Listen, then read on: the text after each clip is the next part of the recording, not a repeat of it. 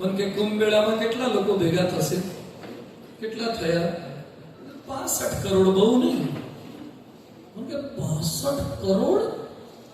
तुम्हारी अमेरिका की वस्ती કેટલી? 34 करोड़. कैनेडा ना 7-8 करोड़, ब्रिटन ना भेगा करो, फ्रांस ना भेगा करो. मैं તમારા બધાનું ગ્રાન્ડ ટોટલ કરે ને એટલા તમારે એક મહિનામાં ગંગામાં ડૂબકી મારી ગયા. 65 કરોડ તો ડૂબકી મારી ગયા. મને 65 કરોડ નાયા. 65 કરોડ નાયા. અમારા લોકોને નાતાય આવડે પાણીમાં અને પાણી વગર નવડાવતાય આવડે. ભલભલા પાણી વગર નવડાવી દે અમારા ભારતીય લોકો. અને મેં કીધું તમારા જે છે એ તો પાછા રોજ નાતાય નથી, ટીસ્યુ વાળા છે. મને કે તમારે, મેં કીધું અમારે કાચ પેપર વાળા છે, લોકોને જ ગહી નાખે. પણ ભારતની આ સ્ટ્રેન્થ છે.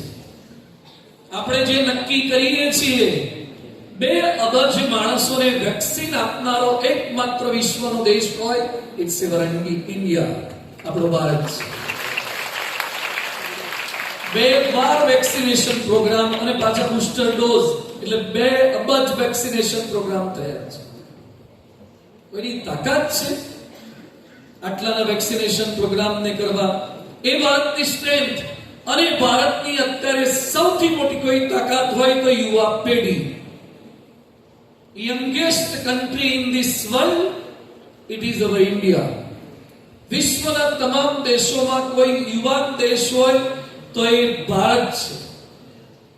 65% ઉપર આપણા યુવાનો અને થોડાક બાળકો કિશોર અવસ્થાના 56 કરોડ આસપાસ યુવાનો.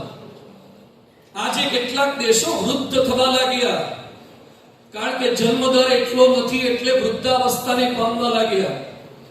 જ્યારે ભારતમાં તો યુવાનો ગજબના છે, યંગ નેશન છે. 1,38,000 તો સેકન્ડરી સ્કૂલ છે ઇન્ડિયામાં. 5,350 યુનિવર્સિટી સાથે સમગ્ર વિશ્વમાં સૌથી વધારે યુનિવર્સિટી હોય તો આપણા ઇન્ડિયામાં છે. અને ત્યાર પછી આવે છે અમેરિકા, 3,200 યુનિવર્સિટી. આપણે 5,350 યુનિવર્સિટી ભારતમાં. સમગ્ર વિશ્વમાં 52,627 કોલેજો છે. દર વર્ષે 12 લાખ ડોક્ટરો, એન્જિનિયરો બહાર પડે છે. 12 લાખ ડોક્ટર ને એન્જિનિયર ભારતમાં બહાર નીકળે છે. BA, BSc, BCom એ તો 30 થી 40 લાખ બહાર પડે છે. તો ભારત એક યંગ નેશન છે. અમેરિકાને ભારતની બીજી કોઈ બીક નથી. અમેરિકાને ભારતની અમેરિકા પહોંચે એવી કઈ છે. બ્રહ્મોસ, અગ્નિ, પૃથ્વી આ બધી સારી મિસાઇલ છે, પણ હજુ અમેરિકા દૂર છે એટલે ત્યાં સુધીની આપણી રેન્જ નથી.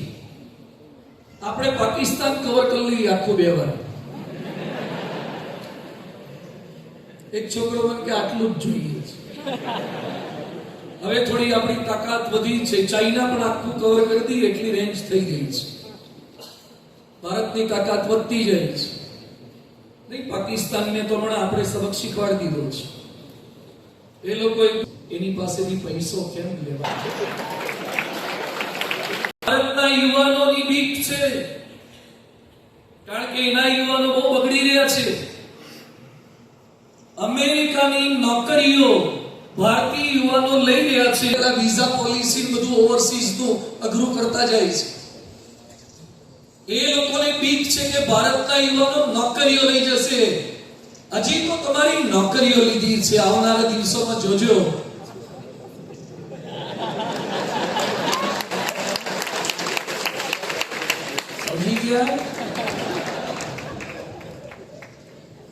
ગુજરાતમાં ગોરીઓ કામ કરતી હશે, ધોળીઓ કચરા પોતા મારતી હશે. કારણ કે અમારા વાળા નજી તો ગોધરા સુધી મળી જાય છે. યુપી બિહાર સુધી મળી જાય છે તો વાંધો નથી. પછી ધીમે ધીમે બાર હાથ નાખશે રાજીવ ગાંધીની જેમ. પણ આપણે બધા એકત્રિત થયા છીએ તો ભારતની યુવા પેઢી, ભારતનું યુવાધન, અમેરિકાની બીક છે ભારતના યુવાનોની, ખાલી યુવાનોની નહીં, શિક્ષિત યુવાનોની. અભણ યુવાનોની તો ભારતને પોતાને બીક છે. શિક્ષિત યુવાનોની બીક છે. Educated youngsters, educated youth generation. એવા યુવાનો આપણે અહીંયા ભેગા થયા છીએ અને અમારું પણ ગૌરવ છે કે અમે પણ એવા એજ્યુકેશનલ બેકગ્રાઉન્ડમાંથી આવીએ છીએ. સૌભાગ્ય છે. મનની એક અવસ્થા છે. મહાન સ્વામી મહારાજ 92 વર્ષે પણ વિચરણ કરે છે એટલે યુવાન છે. આજે જોધપુર પહોંચ્યા છે પ્રતિષ્ઠા કરવાથી. નરેન્દ્ર મોદી 75 વર્ષે પણ પ્લેટના પગથિયા કોઈને પકડ્યા વગર જાય છે, એ યુવાન છે. અને 15 વર્ષનો વ્યક્તિ પણ જેની અંદર કોઈ મહત્વાકાંક્ષા ના હોય, જેની અંદર કોઈ સ્વપ્ન ના હોય, જેની અંદર કોઈ કરેજ ના હોય, એ વૃદ્ધ છે. યાદ રાખવા જેટલું જ યાદ રાખ્યું. આમાં શું લખવાનું? એ લોકો ફિઝિક્સ, કેમિસ્ટ્રી, બાયોલોજીનું નથી લખતા. એન્જિનિયરિંગના ક્લાસની અંદર મોબાઈલ ચિતરતા હોય, બંતરતા હોય, પણ વાંધો નહીં, રાખી મૂકજો. નો કમ્પલ્સન, કોઈ આગ્રહ નથી. તમને ગમે એટલું લખવાનું, નોંધવાનું. હું તમને ગમે એવી જ વાતો કરતો જઈશ.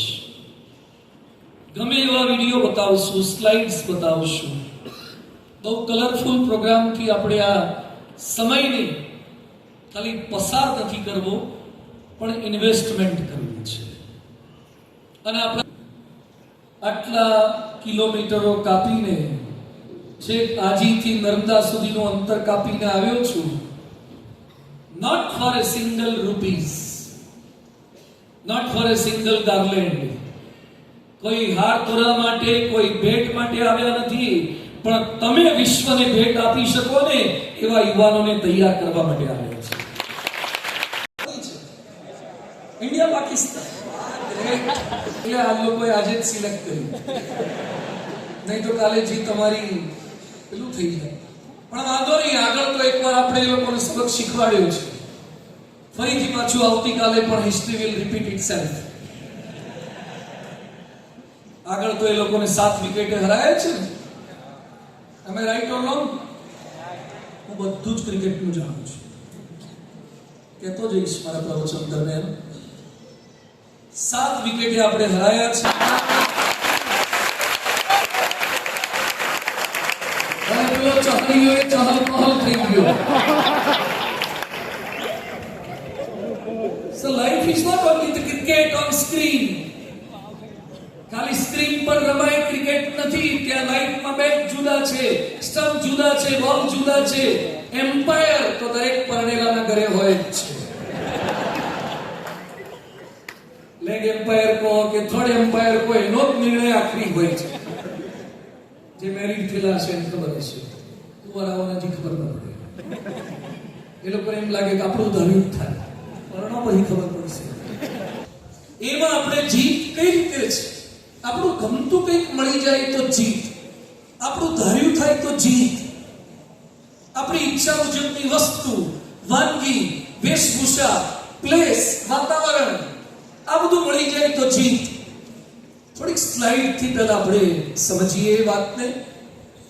અહીં અમારી પાસે ઓપરેટિંગ સિસ્ટમ નથી, એટલે એવી ડિપાર્ટમેન્ટમાંથી એ લોકોને વિનંતી છે કે ફોલો માય ઇન્સ્ટ્રક્શન. લાઈફમાં હાર ગમતી નથી, જીત જ ગમે છે. શેમાં?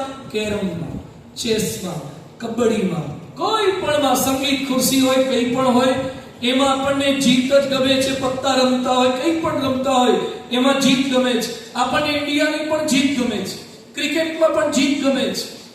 સરકારમાં પણ આપણી ગમતી પાર્ટી હોય તેની જીત ગમે છે. પણ આજે જે મારે વાત કરવી છે એ જીત એ ખાલી સ્કૂલની નહીં, ક્લાસની નહીં, તમારા સિટીની નહીં, આપણા સ્ટેટની નહીં, ઇન્ડિયાની નહીં, એશિયા કપની, આઈપીએલની, એ બધી નહીં. જીત જાતની જીત, મારી પોતાની જીત. આના પર વાત કરવાની છે. મારે જાતે જીતવું છે. આખી ટીમ જીતી ગઈ હોય પણ તમે 0 આઉટ થયા હોય તો you will not enjoy the celebration. તમને મજા નહીં આવે ટીમ જીતી ગઈ હોય. ભારત જીત્યું હોય, ભારતમાં કેટલાય લોકો આઈફોન ખરીદે પણ તમારી કેપેસિટી રેઝ ના થાય તો આનંદ ના આવે. we have to raise our capacity. આપણે આપણી કેપેસિટીને બદલવાની છે, વધારવાની છે. તો આપણી જીત કઈ રીતે પ્રાપ્ત થાય? જિંદગી હર કદમ એક નઈ જંગ है. જિંદગી એ સતત સ્ટ્રગલ છે. It's not staircase. જિંદગી એ પગથિયા નથી, સીડી નથી કે બે પગથિયા સેમ ડિસ્ટન્સ ના આવે. એ ગિરનાર છે, ક્યારેક ચડવાનું આવશે, ક્યારેક ઉતરવાનું આવશે.